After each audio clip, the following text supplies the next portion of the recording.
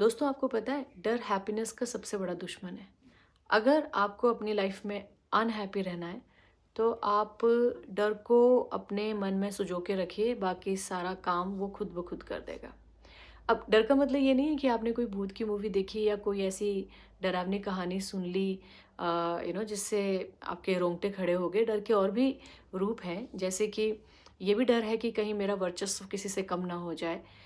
ये भी डर है कि क्या मैं लाइफ में कभी ग्रो कर पाऊँगा या नहीं कर पाऊँगा। डर ये भी है कि क्या मैं अपने पेरेंट्स को खुश रख पाऊँगा या नहीं। और डर ये भी है कि कहीं कोई मुझे रिजेक्ट ना कर दे। डर ये भी है कि कोई मुझसे अगर गंदे से बात करे तो मैं कैसे डील करूँगा।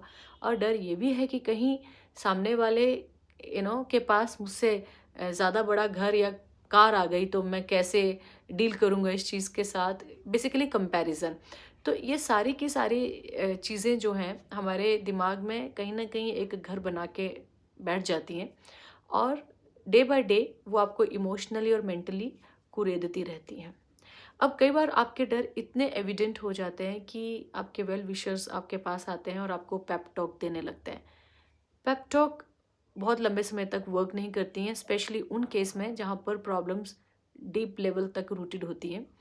पेप टॉक वहाँ वर्क करती हैं जहाँ पर इंट्रोस्पेक्शन की बजाय एक्शन ज़्यादा रिक्वायर्ड होता है। जैसे वॉर में हमेशा एक ऐसा लीडर चाहिए होता है या था जो बहुत अच्छी वॉर क्राई कर सके और पेप टॉक कर सके, क्योंकि आपको अपनी टीम को एक्शन के लिए मोटिवेट करना होता था। अगर टीम सोचने लग गई तो वो सामने वाले को मार नहीं पाएगी, राइट।